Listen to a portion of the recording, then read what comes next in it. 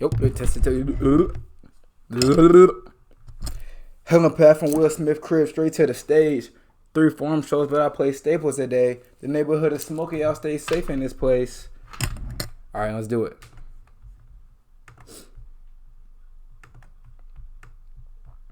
All right. What's good? It's Chris Wavy. I'll never get used to doing an intro because it just feels so cringe knowing I have no viewership. But different video than what I've been doing the past couple weeks. I did make a community post kind of explaining what my channel is gonna be here on out. And it's just like I'm passionate about some stuff. Avatar is one of those things. If you go through my channel, I'm sure you can find like some Avatar videos or when I played Korra, like whatever. Like it's something I'm passionate about. This channel is a passion project, hobby type deal. So anything that I'm passionate about, I will be making content on it.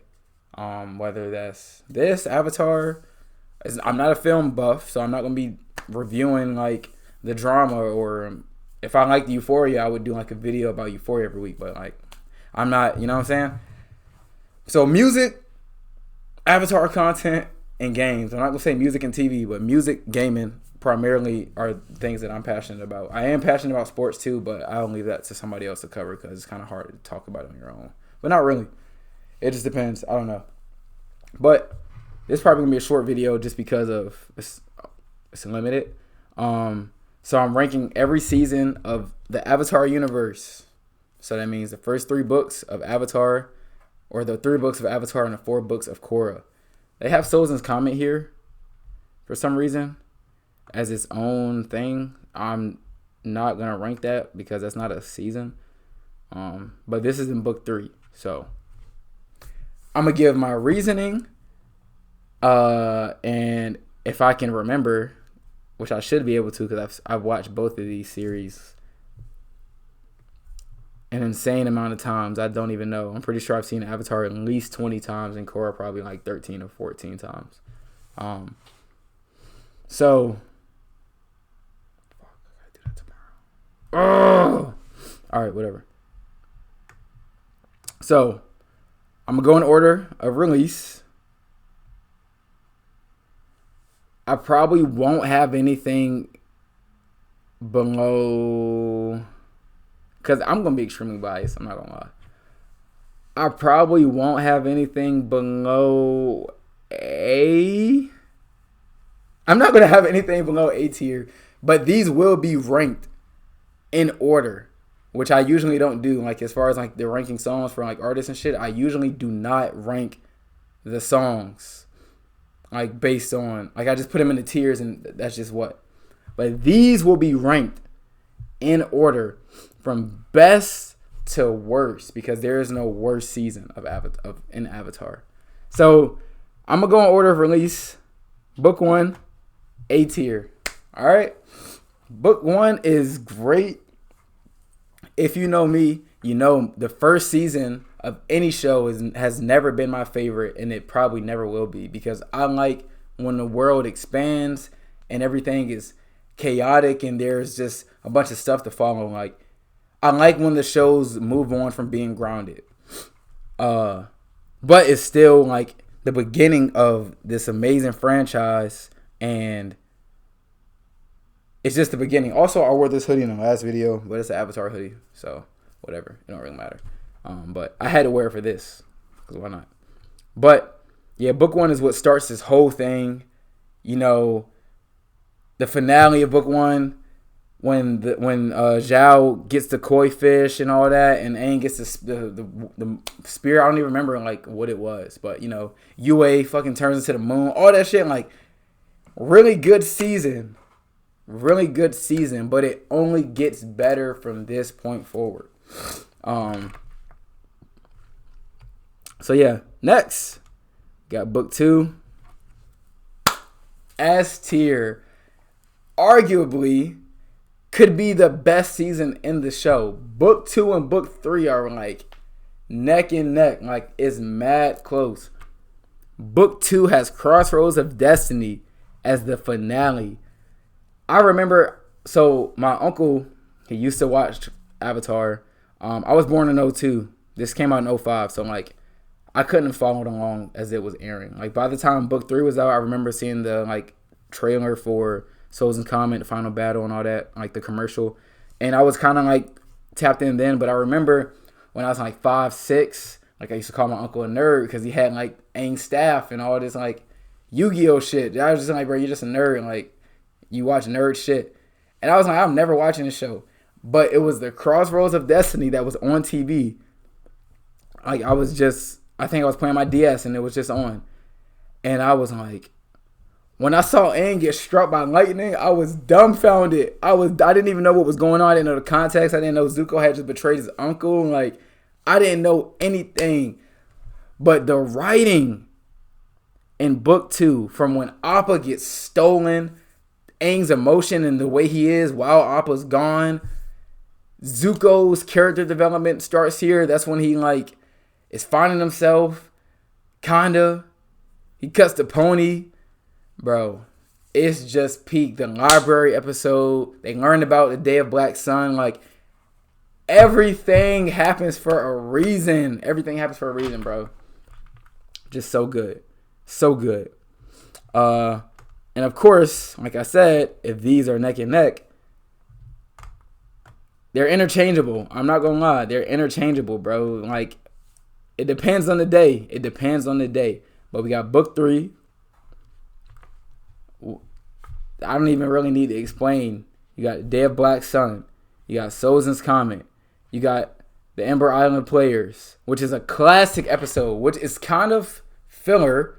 It's retelling the story, but it's done excellent.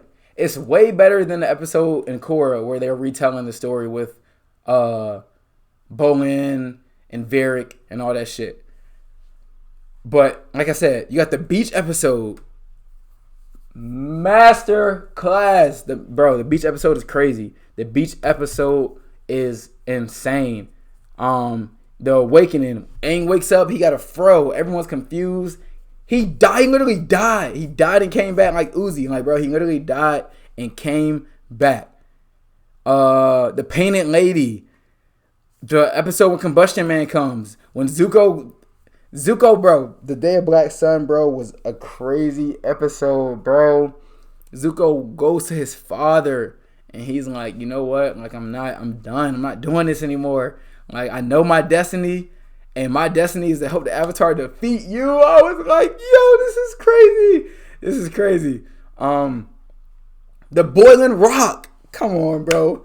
When Mates went to Azula and she was like, she loves Zuko more than she fears Azula.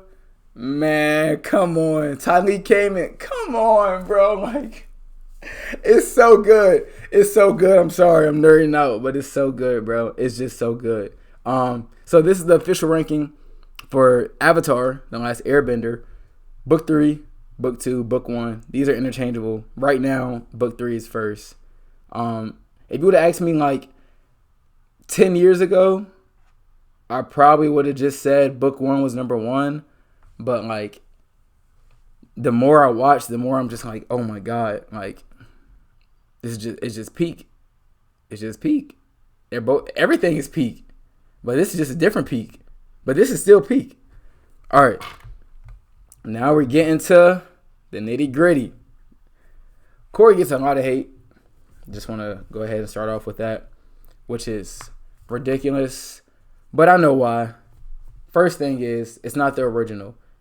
People have nostalgia brains, and it's so bad. They can't move on past anything they can't move on past the original or what they grew up with. It's the same thing with like GTA, how people are like, oh, GTA 4 is better. Which, like, if you think the story is better, cool, but it's not a better game. Like, there's not even a debate to be had. Like, as far as like GTA 4 versus GTA 5. I'm kind of getting off topic. But like, the writing is good. People don't like book 2 for whatever reason. And it's just stuff like that. When I was watching this, I'm just like, I'm just watching, I'm enjoying it, and then you go on the internet and then you see like, oh, people don't enjoy this. So it's kind of like a Do you really not enjoy it, or did you just see other people on Twitter saying they don't like it, so now you don't like it, and because you don't want to go against the grain and like have your own opinion? Whatever. Another conversation for another day. So first, book 1, Air. I'm gonna put this in A tier. Same reasoning. I like when the world is opened up. So you probably can guess my ranking for the rest. I like when the world's blossomed. Everyone is no more like, oh, this is this person, this is this person. Especially for when you rewatch. Because during the rewatch, it's kind of like, I know who these people are. Like, let's just get to it, you know? But I don't skip episodes during rewatches. You gotta see it through. But it was nice seeing Katara in the first episode. The statue of Zuko, you know, Republic City. Seeing Republic City, knowing that Aang and Zuko put it together.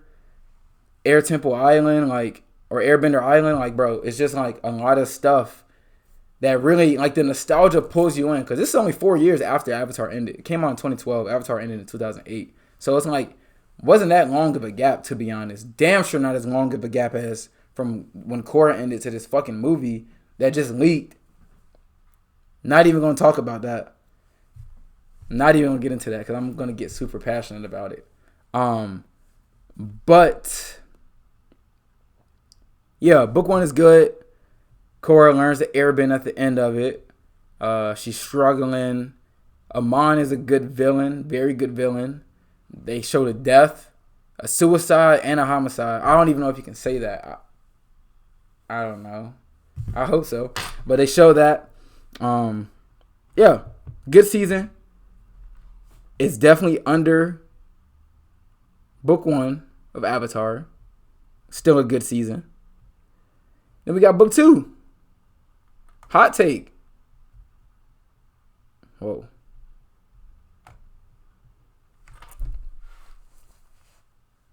I do not get the hate for book 2. I literally do not get the hate for book 2. Civil War, back home. She severs her connection to Rava, which is just like,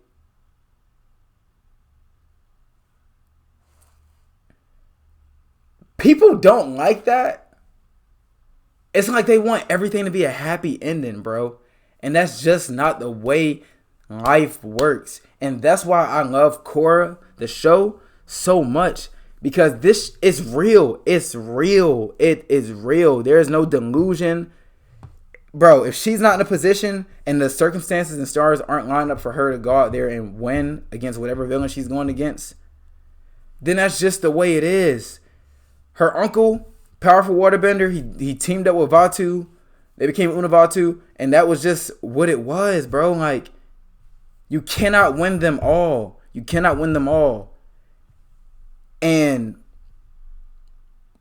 you might not even know, this is supposed to be a one-off, one season, one and done. Nick ordered more seasons because why wouldn't they? I mean, goated show and his Avatar, and like, that's their second biggest IP after SpongeBob. Why wouldn't you? But I like book 2. Sure. The stuff with her and Mako, it kind of drags a little bit. Whatever. Get over it.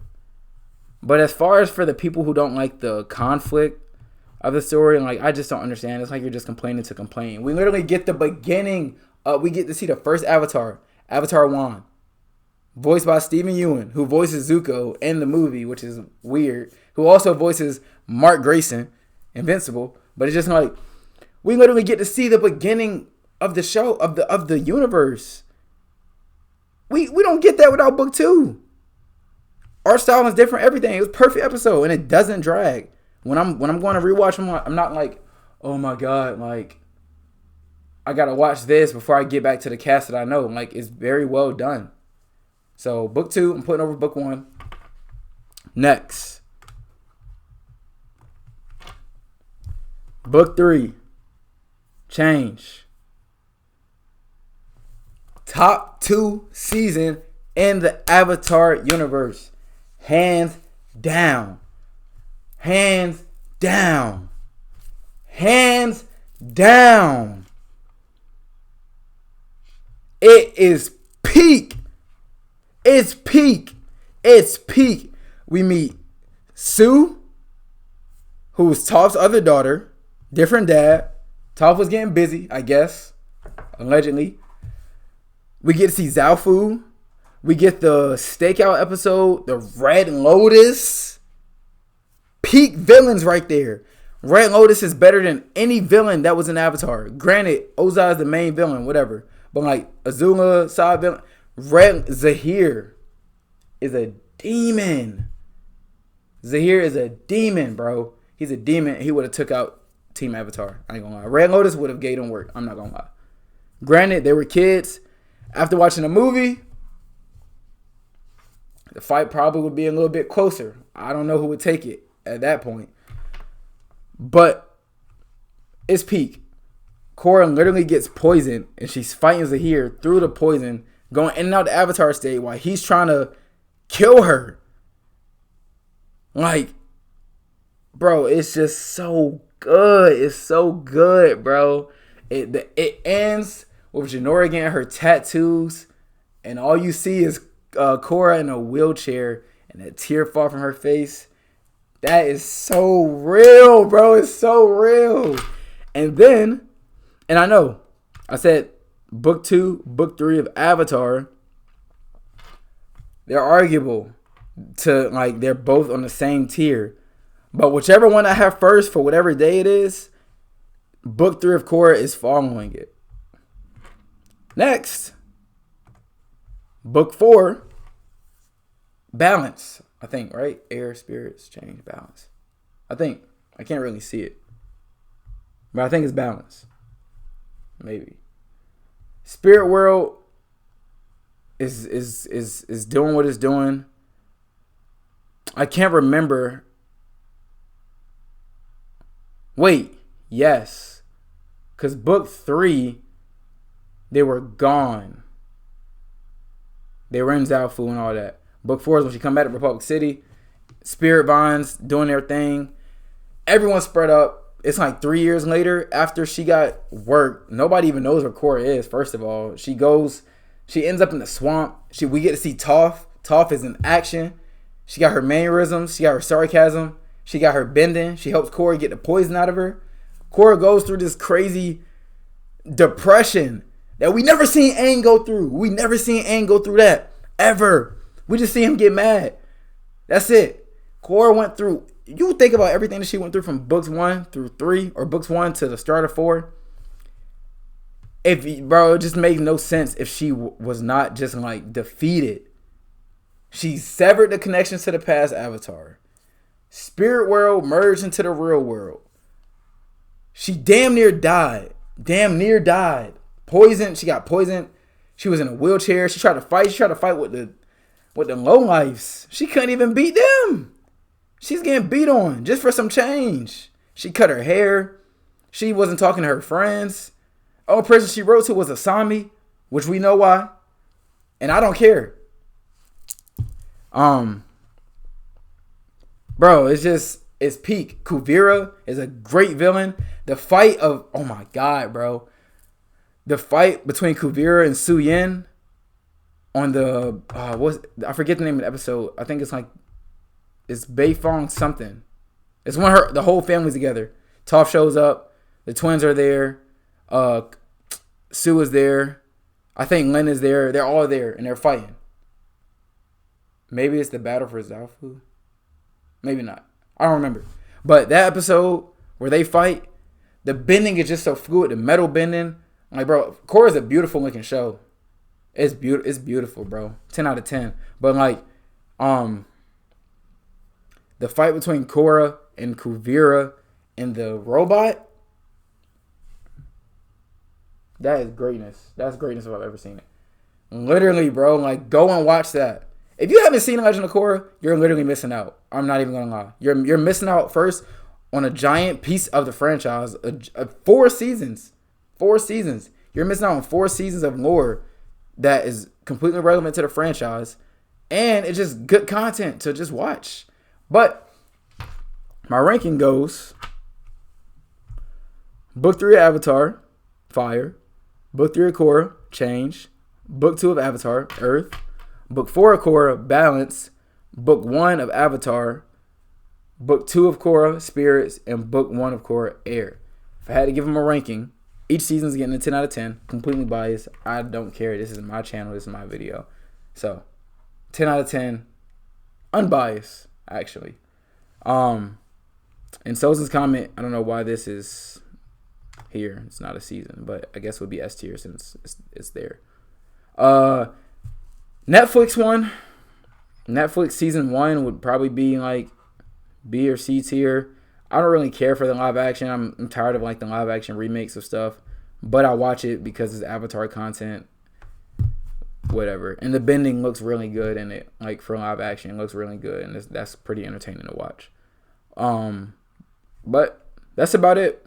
If you enjoyed, leave a like, subscribe, and I'm out. Peace.